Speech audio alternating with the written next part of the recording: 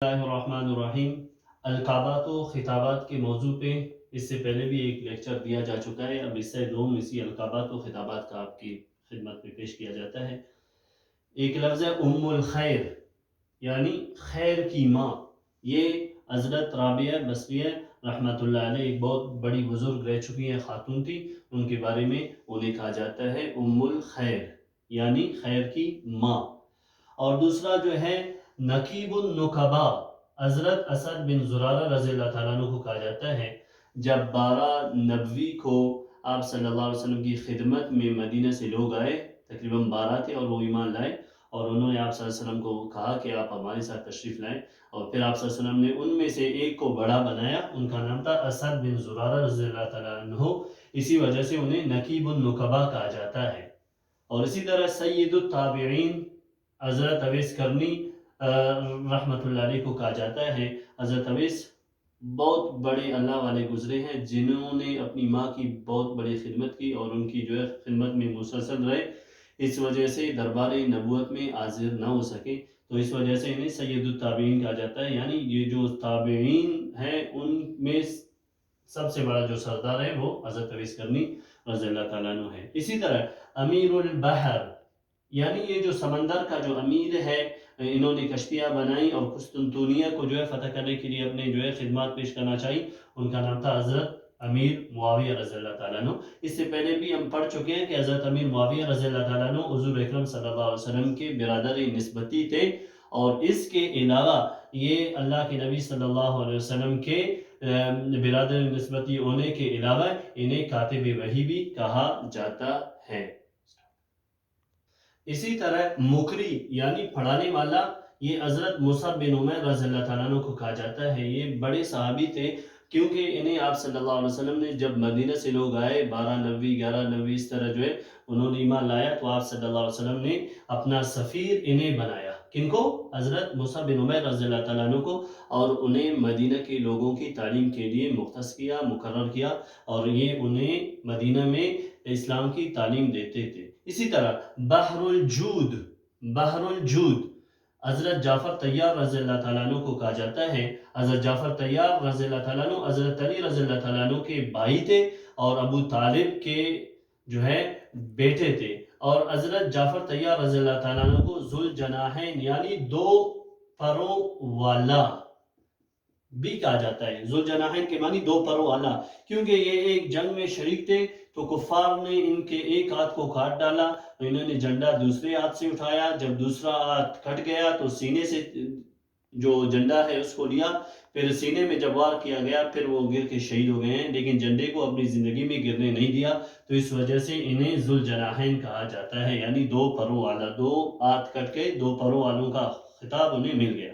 اسی طرح سلطان الخیر حضرت سلمان فارسی رضی اللہ تعالیٰ عنہ کو کہا جاتا ہے۔ یہ وہی حضرت سلمان فارسی رضی اللہ تعالیٰ عنہ ہے جنہوں نے 5 ہجری کو جب خندق کا واقعہ پیش آ رہا تھا، تو انہوں نے ہی خندق کا جو ہے مشورہ دیا غزوہ احزاب میں کہ خندق کھودی جائے، اور جو ہے مدینے کو کفار کے لشکر سے محفوظ بنایا جائے، تو یہ مشورہ انہوں نے دیا تھا۔ ان کا اصل نام تھا مابہ تھا، پھر ایمان لائے، اور ایمان لانے کے بعد جو ہے اللہ کے نبی صلی اللہ علیہ وسلم کے جو ہے ایک بہت ہی مشہور صحابی بنے۔ ان کا جو پہلے جو مذہب تھا وہ آتش پرست تھا۔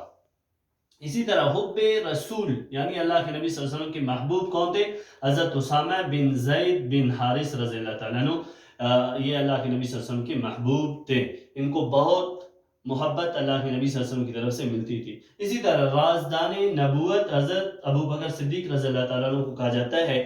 یہ جو صدیق کا لفظ حضرت ابوبکر رضی اللہ تعالیٰ عنہ کے نام کے ساتھ لگتا ہے، یہ ایک پوائنٹ کی بات ہے، اس کو سمجھے کہ اللہ کے نبی صلی اللہ علیہ وسلم جب 10 نبوی کو گئے معراج کے لیے، جب معراج سے واپسی ہوئی، تو آپ صلی اللہ علیہ وسلم نے ابو جہل کو کہا کہ اس طرح میں نے معراج کیا ہوا ہے۔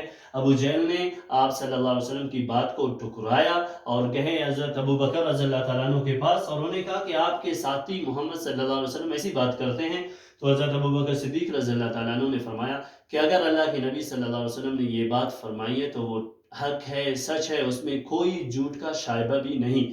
تو اس وجہ سے جب اللہ کے نبی صلی اللہ علیہ وسلم کو پتہ چلا کہ حضرت ابو بکر رضی اللہ تعالیٰ عنہ نے ایسی بات فرمائی ہے تو انہیں صدیق کا لقب دیا، یعنی سب سے سچا بندہ۔ اور اسی طرح نقیب الانصار، یہ حضرت ابو طلحہ انصاری رضی اللہ تعالیٰ عنہ کو کہا جاتا ہے، ذو الشہادتین، یعنی دو شہادتوں والا۔ ایک بندے کی گواہی ایک بندے کی برابر ہے، لیکن واحد شخصیت حضرت خزیمہ بن ثابت رضی اللہ تعالیٰ عنہ ہے، جن کی شہادت دو بندوں کے بقدر ہے۔ اسی طرح شاعران رسول، یعنی آپ صلی اللہ علیہ وسلم کے جو شعراء تھے خدمت میں جو آتے تھے، ان میں سب سے زیادہ جو ہے حسان بن ثابت کا نام لیا جاتا ہے، وہ بھی تھے۔ ان کے علاوہ کعب بن مالک رضی اللہ تعالیٰ عنہ وہ بھی تھے، حضرت عبداللہ بن رواحہ رضی اللہ تعالیٰ عنہ یہ بھی تھے۔ تو یہ شاعران رسول انہیں کہا جاتا ہے۔ رازدان رسول، یعنی آپ صلی اللہ علیہ وسلم کے جو رازدار تھے، حضرت حذیفہ بن یمان، حضرت حذیفہ بن یمان رضی اللہ تعالیٰ عنہ کو کہا جاتا ہے رازدان رسول، کیونکہ آپ صلی اللہ علیہ وسلم نے حضرت حذیفہ رضی اللہ تعالیٰ عنہ کو تمام منافقین کے نام بتا دیے تھے۔ اس لیے حضرت عمر رضی اللہ تعالیٰ عنہ کبھی کبھار حضرت حذیفہ رضی اللہ تعالیٰ عنہ سے یہ فرمایا کرتے تھے کہ اے حذیفہ، میرا نام کیا منافقین میں تو نہیں ہے؟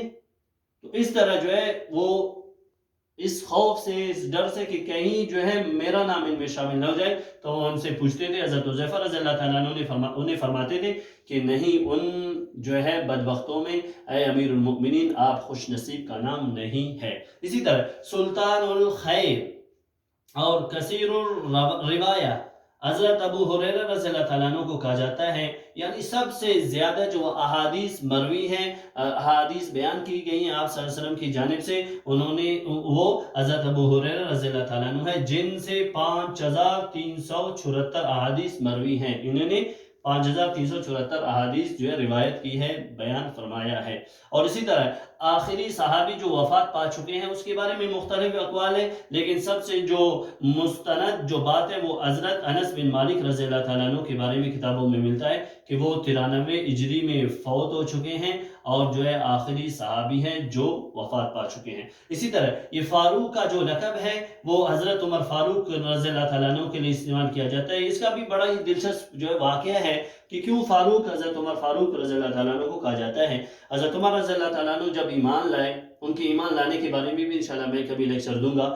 حضرت عمر فاروق رضی اللہ تعالیٰ عنہ جب ایمان لائے تو جو ہے ہاتھ میں جو ہے تلوار لیا، اور اسی طرح جو ہے نیزے کو پشت پہ ڈال دیا، اور اس طرح جو ہے سارے جو اپنے جو جنگی چیزیں تھیں وہ اٹھا لیا اور گئے خانہ کعبہ میں۔ اور انہوں نے فرمایا حضرت عمر فاروق رضی اللہ تعالیٰ عنہ نے کہ کوئی ہے جو اپنی بیوی کو بیوہ بنانا چاہے، اور کوئی ہے جو اپنے بچوں کو یتیم بنانا چاہے، اور کوئی ہے جو اپنے جو ہے گھر کو لاوارث بنا دے، تو وہ آئے میرے ساتھ مقابلہ کرے، میں اللہ کے نبی صلی اللہ علیہ وسلم پہ ایمان لا چکا ہوں، لا الہ الا اللہ محمد رسول اللہ۔